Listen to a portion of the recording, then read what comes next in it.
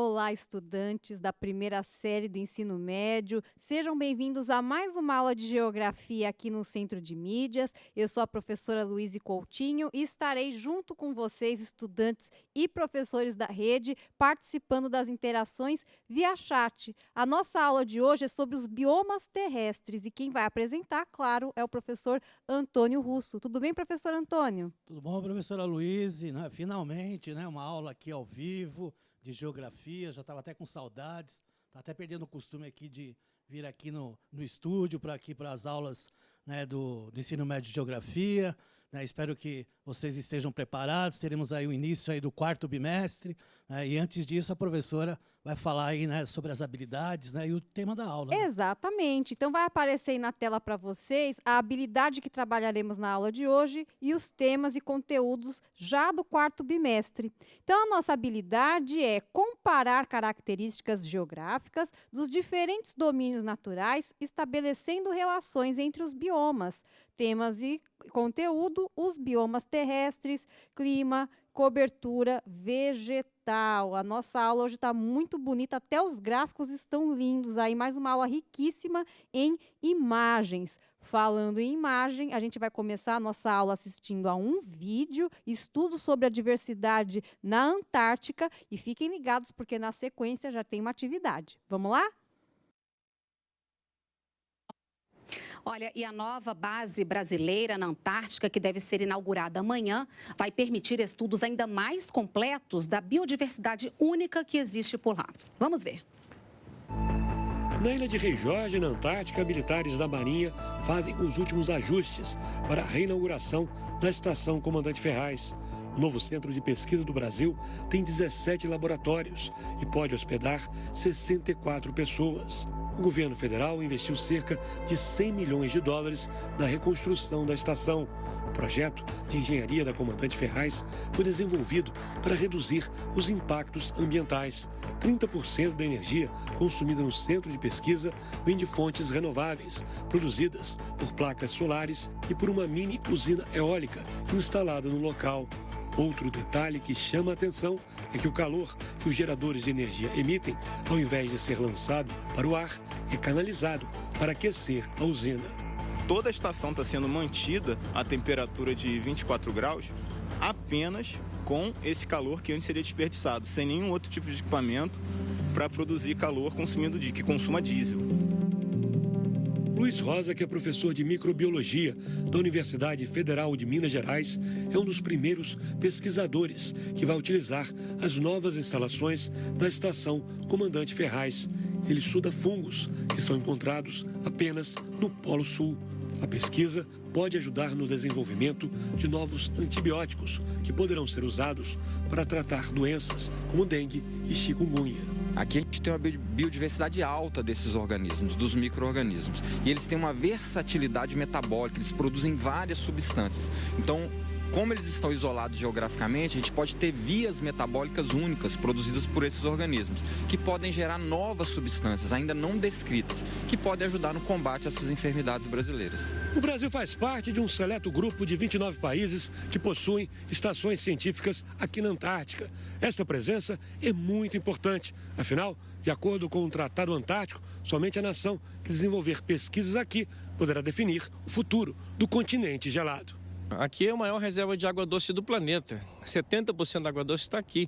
Aqui estão as maiores reservas do que você quiser, de petróleo, de gás natural, de ouro, de nióbio, do que você quiser está aqui na Antártica. Quantas Amazônias cabem na Antártica? Né? Imagina que a Antártica são 14 milhões de quilômetros quadrados.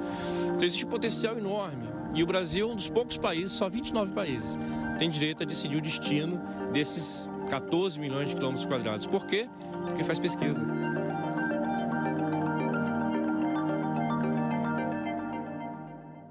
Olha, lembrando que a TV Brasil está a postos para transmitir ao vivo a reinauguração da base brasileira Comandante Ferraz. Olha, pelo vídeo já deu para a gente ter uma ideia sobre o que é a biodiversidade, mas a gente quer saber de você, estudante. Para você, o que você entende entende sobre biodiversidade? Justifique, capriche nas respostas, lembrando aos professores de sempre apontar o nome do estudante e a escola onde vocês estudam, para a gente colocar aqui as respostas de vocês no chat. Vamos lá? Em 3 minutos a gente volta.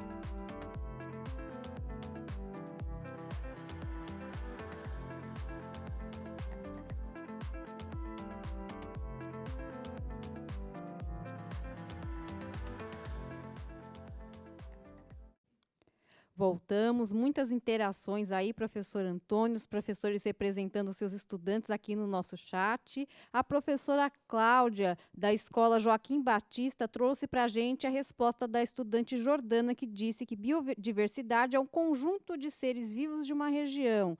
A professora Lucelene, da Escola Paulínia Nunes de Moraes, disse que os estudantes dela responderam: diversidade de vidas, animal e vegetal. A professora Sandra traz a resposta da Gabriela, da Escola MMDC, que disse que é uma variedade de tipos de vida. Muitas respostas nessa linha, professor Antônio. Está correto, é uma linha correta, né?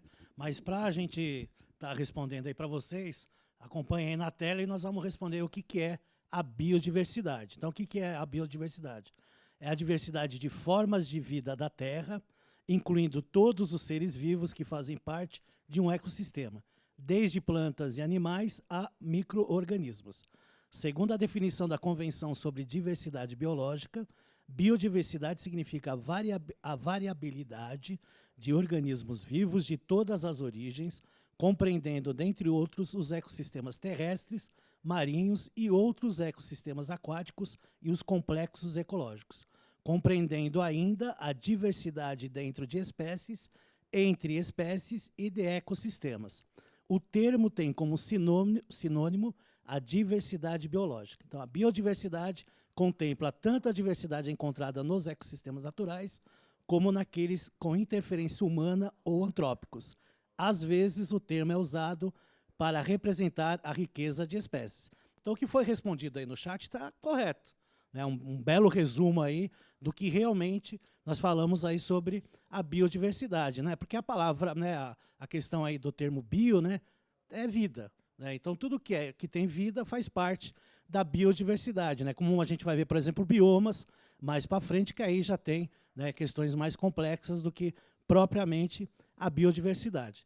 Né? Referindo aí muitas vezes aí nessa questão da biodiversidade, nós falamos aí dos ecossistemas, né? Tanto aí os ecossistemas marinhos, o ecossistema terrestre. Então vamos ver aí o que é um ecossistema. Então acompanhe aí na tela. Então o que é o ecossistema? Então, sistema formado pelos seres vivos e o lugar onde eles vivem, em perfeito equilíbrio. Exemplo, as plantas retiram nutrientes do solo e energia da luz do sol. Há animais que se alimentam das plantas, esses animais servem de alimento para outros animais.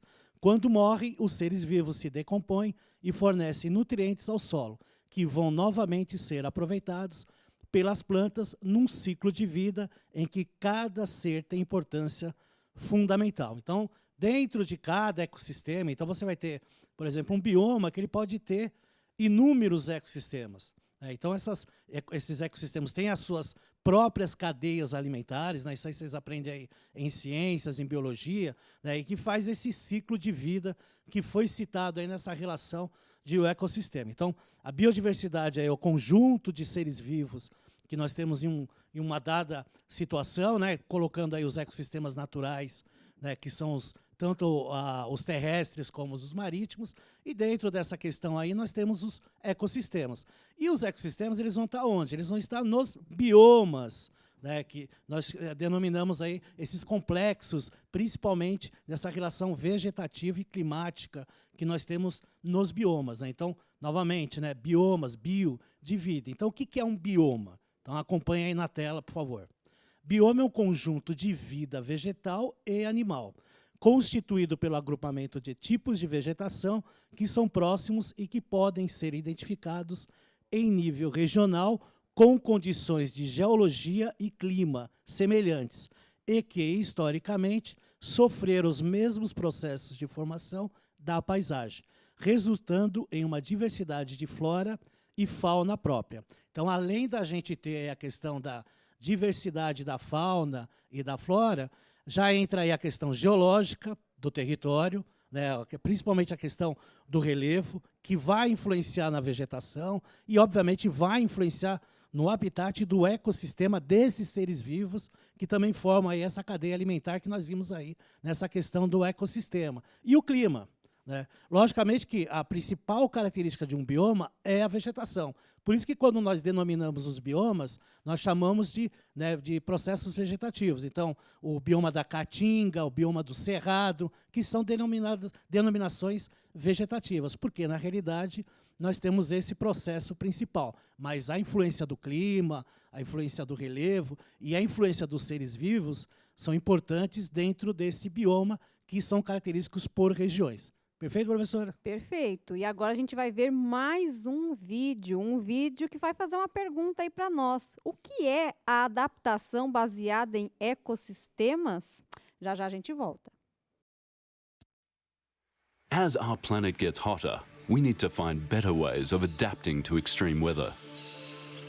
The latest science shows that nature can provide the best defenses against climate change impacts, including heat waves, drought, and rising sea levels. Here's how.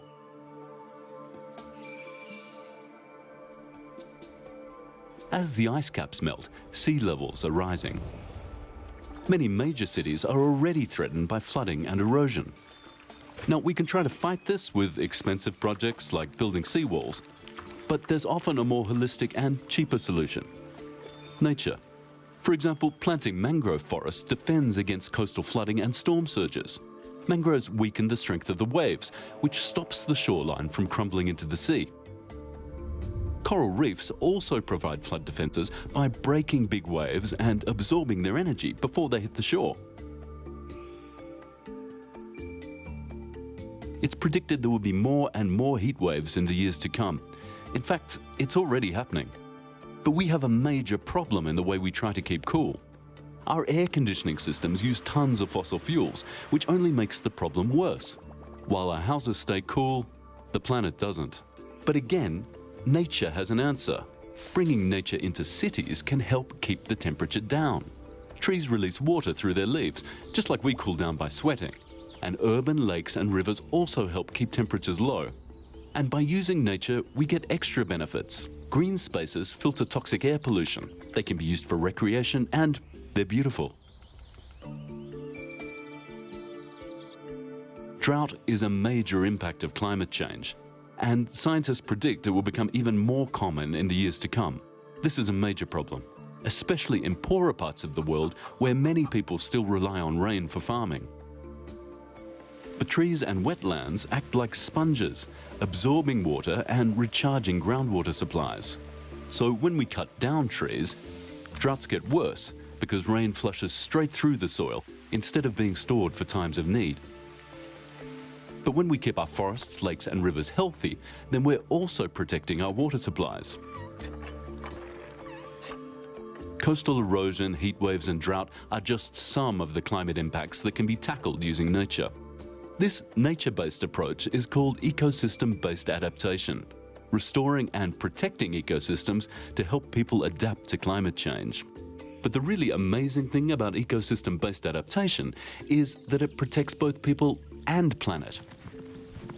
When we use nature to defend ourselves from climate change, we also create space for plants and animals to flourish. A lot of environmental news can be pretty bleak. From starving polar bears to melting ice caps and disappearing forests, it can be hard not to focus on what's going wrong. But ecosystem-based adaptation is about focusing on what we gain, not on what we lose. Today, there's no need to choose between nature or people. Now, it's nature for people.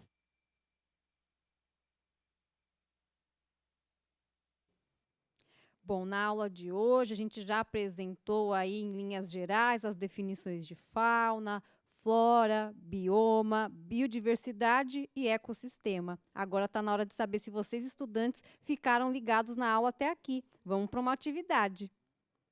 A atividade é simples, gente, relacionando as colunas da esquerda com a direita. É para ligar o conceito com a sua definição aí. Em 3 minutos a gente volta.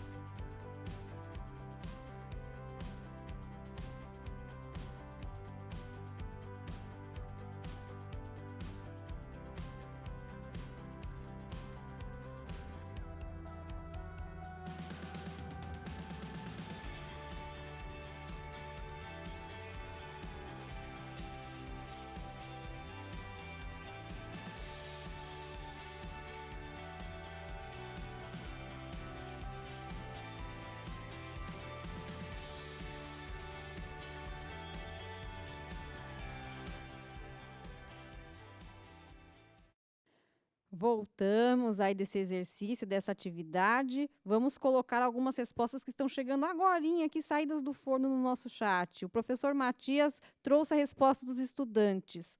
A4, B3, C5, D2 e E1, que é a mesma resposta do professor Alexander. Já a professora Maria, da escola Padre Antônio Vieira, colocou a sequência de letras aí, D, B, C, A e E. Será que está certo ou parcialmente certo? Como é que é, professor Antônio? Vamos olhar na própria tela aí, né? Vamos mostrar aí a devolutiva, né? Então, nós temos vendo aí, né, o professor Gerson aqui até fez corretamente, né? 1C, 2B, 3E, 4A e 5D, tá? Então, tá aí na tela para vocês, quiser printar aí a tela. A gente sabe também que a aula fica disponível aí no repositório para vocês estarem conferindo depois. Então, essas são as respostas aí corretas. Tá, ok? Agora nós vamos ver aí os biomas, né? Vamos começar aí com os biomas, né, distribuídos aí pelo mundo e depois nós vamos ver os biomas brasileiros. Então, nós vamos passar aí primeiro o mapa dos biomas, né, e a localização deles. O interessante, né, de olhar esse mapa é fazer uma análise junto com os climas do planeta, principalmente nas zonas térmicas do planeta, né? Então, a gente sabe que nos polos, né, são regiões frias, né, que nós chamamos de zonas polares. Então, obviamente, lá as vegetações vão ser de características, né, de frias, né, com quantidade de gelo. Então, boa parte do ano está coberto de gelo, né? Nós temos aí as áreas tropicais, né, por causa da zona térmica tropical que fica entre o Trópico de Câncer e o Trópico de Capricórnio. Nós temos as áreas temperadas, né, que tem aí, né, climas temperados com vegetações com características desse tipo de clima, né? Nós temos daí também os continentais, que ficam mais nas áreas centrais dos continentes, como também nós temos aí regiões próximos do mar, que aí nós temos vegetações marítimas. Tá? Então, vendo dessas características, a gente vê que há uma diversidade de climas, né? Principalmente nos continentes que têm, né, latitudes, né, bastante extensas de norte a sul, como é o caso da América, né? No continente africano também tem uma questão interessante, porque ele está entre o hemisfério norte e também o hemisfério sul, né, bem, né, sinalizado entre os dois hemisférios, né? Já a Europa, já relacionada com o hemisfério norte, a Ásia, boa parte do seu continente no hemisfério norte, e a Oceania aí toda no hemisfério sul, perfeito? Então, agora nós vamos ver aí, sequencialmente, alguns tipos de biomas. Então, nós vamos começar com o bioma frio, que é a tundra, né? Então, nós temos aí um exemplo de tundra, né? Isso aí é uma foto aí do Alasca, né? Então, basicamente, o que se tem na tundra, né? Musgos e líquens, né? Lembrando que os musgos aí são briófitas, né? Que são organismos multicelulares que não ultrapassam mais do que 30 centímetros. Por quê? Porque a gente sabe que é uma região extremamente fria, né, e que quando a gente fala de uma estação mais quente, como o verão, ele dura poucos dias, aí, né, ou, dependendo da região, de poucos meses, né, diferentemente, por exemplo, das estações do ano, que nós estamos aqui acostumados aí de 3 em 3 meses em mudanças das estações do ano. Então, são regiões extremas, né, no extremo norte, principalmente no hemisfério norte. A gente observou no mapa aí, mundi, que boa parte dos continentes estão no hemisfério norte, por isso essa característica maior no hemisfério norte, com características propícias desse próprio hemisfério, né? E os líquens, né, que são associação aí de fungos e algas. No caso aqui do Alasca, ele mostra até uma vegetação mais extensa, mas se você pegar na Groenlândia, basicamente o que você vai encontrar lá são musgos e líquens. Mais ao centro você vai ter somente gelo, porque quanto maior a latitude, mais frio vai ser, tudo bem? Já vamos para a próxima aí, que é a taiga ou a floresta boreal, né? A taiga ela tem um tipo de vegetação, né, de regiões frias também, né, como, por exemplo, no norte do Alasca. Também no Canadá tem muita dessa vegetação. A taiga é os pinheiros, né, o que nós chamamos aí de coníferas, né? Nós temos também na Groenlândia, tem na Europa também, principalmente na região norte da Europa. Então, são também de regiões mais frias, né? E esse tipo de vegetação aí também se dá em regiões de altas latitudes, como eu falei anteriormente aí, tá? A taiga, ela é mais conhecida aí na Europa e na Ásia com esse nome, né? E floresta boreal mais conhecida aí na região da América, tá? Ela é também denominada aí de floresta lifoliada, por causa que as folhas aí têm o formato de agulhas, tudo bem? Então nós vamos aí para a floresta temperada úmida. Então na floresta temperada úmida, aí tem um exemplo aí, ela já, pelo nome, a gente já vai observar que ela tem uma grande quantidade de água, né? Então, ou é uma região de extremamente úmida ou que tem características aí chuvosas, né? Elas são de tipo aí de florestas decíduas, né? Porque chega em períodos de inverno e outono, perdem-se as folhas, né? Então, a gente também pode chamar elas de floresta pluvial temperada, né? Como a gente tem aqui um exemplo aí do Parque Nacional Olímpico, que fica aí no noroeste da América do Norte. Então, a floresta temperada úmida tem característica aí de ter regiões aí com bastante quantidade de chuvas, como a gente tem aí na Amazônia, né, e em certa parte na Mata Atlântica em certos períodos do ano. A próxima que a gente vai ver aí são as pradarias, né, lembrando aí que há semelhanças com as estepes que a gente também vai ver, né? As pradarias aí tem essa denominação mais na América do Norte, tá? Então a gente observa aí na imagem, né, ela é uma região de planície, né, não tem árvores nem arbustos, né, são capins em abundância, né, com baixa ou média altura, né, estão localizados em praticamente todos os continentes do planeta, né, tem a maior ocorrência na América do Norte, essa denominação de pradarias, né, e as pradarias aqui no Brasil, que nós chamamos aí de pampa gaúcho. Então, os campos aqui no Brasil, né, têm umas características parecidas, não são idênticas, com as pradarias, aí, principalmente da América do Norte. Né? E como eu citei para vocês das pradarias, a próxima aí que a gente vai ver são as estepes. Né? As estepes, que são tipos de pradarias, mas mais na região, né, principalmente da Ásia, né? Elas também têm essa característica aí de capim, de vegetação mais rasteira, né? Tanto na parte das pradarias como na parte das estepes, vocês observam que são amareladas, né? É pela queima, aí, principalmente de épocas mais frias. Então, elas ficam com essa coloração por causa de períodos mais frios, né, no decorrer aí dos anos, principalmente aí na estação de inverno. Aqui no Brasil a gente também tem, na Argentina e no Uruguai também tem isso, né? São campos, né, como eu citei anteriormente para vocês. E na África também tem, principalmente na África do Sul, que lá eles chamam lá de veltites, tá? Que tem uma denominação diferente, mas com características próximas aí do que a gente viu das estepes e das pradarias. A próxima, bem conhecida aqui no Brasil, são as florestas tropicais úmidas. Lembra aí que eu citei anteriormente aí nas florestas temperadas úmidas? Aqui nós temos as nossas florestas tropicais úmidas, né, como exemplo aí, principalmente a floresta amazônica, aí, que é a maior do planeta. Essas florestas também são chamadas de florestas pluviais, porque chove muito no decorrer do ano, cerca de 1.200 milímetros a 2.500 milímetros por ano. Elas são localizadas entre os trópicos de Câncer e Capricórnio, por isso essa denominação de florestas tropicais. Então, as características são muito parecidas com as florestas temperadas, são árvores altas, com folhas largas, clima quente, no caso aqui da floresta tropical, no caso lá da floresta temperada, o clima vai variar de acordo com a estação do ano e, como eu falei anteriormente, elevadas precipitações, que são as chuvas. Tá? A próxima que a gente vai ver aí são as savanas. As savanas aí têm características próprias, né? As árvores são bastante esparçadas, né? Elas são bem espalhadas aí nas suas regiões, né? As savanas que a gente mais conhece são as savanas africanas, né? Que são as savanas tropicais. E o interessante que a gente observa aí na foto, né? As árvores, elas têm de médio, né, porte até pequeno porte, e os galhos são retorcidos. O interessante desse tipo aí de vegetação é o que nós vemos aí, essa questão dessas árvores ter galhos bastante retorcidos aí. Tá? Então, as savanas ocorrem aí, principalmente nessas áreas tropicais e intertropical, e recebem uma grande quantidade de luz solar. Então, você vai ter savana tropical, você vai ter savana subtropical, você vai ter savana temperada, e até savanas aí mediterrâneas e pantanosas, e até em montanhas. Então, tem no mundo todo aí.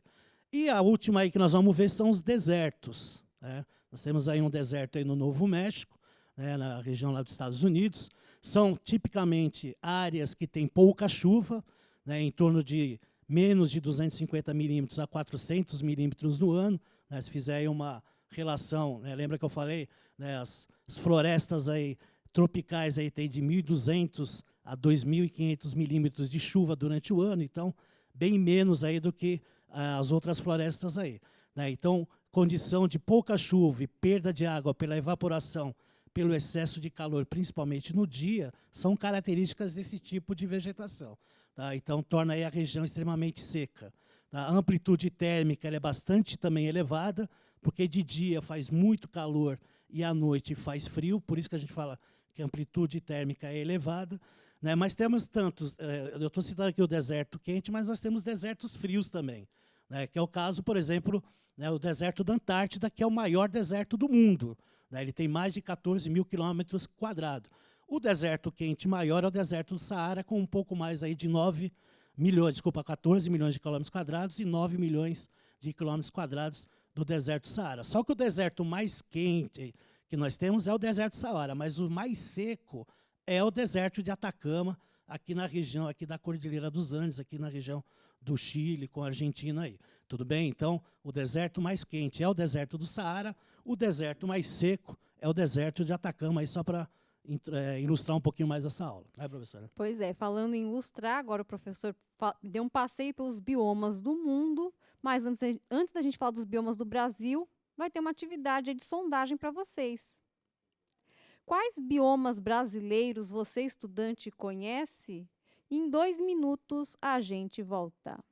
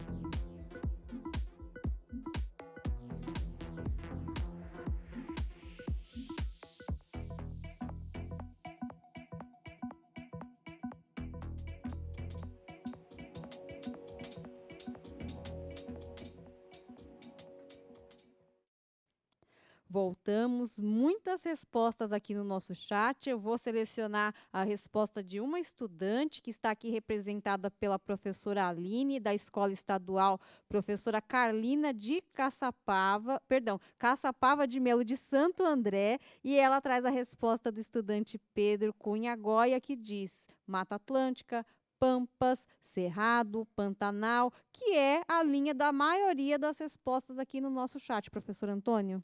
Perfeito, é isso aí mesmo. Para responder essa pergunta, nada melhor do que também mostrar um mapa. Então vamos aí entrar na tela aí para vocês verem.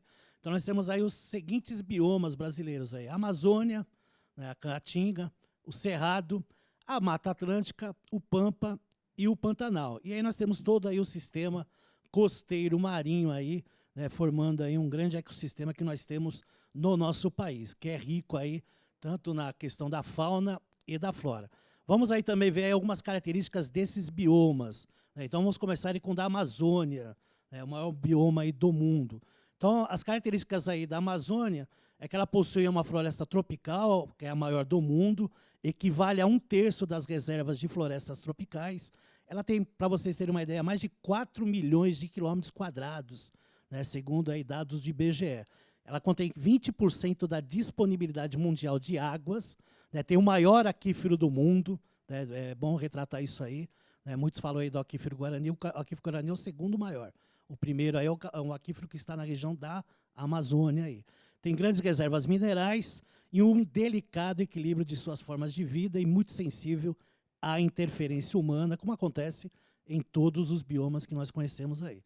Tá, ok? O próximo que nós temos aí é a Mata Atlântica. Né? A Mata Atlântica aí que tem cerca aí de 1.300.000 quilômetros quadrados, né? O segundo maior bioma brasileiro.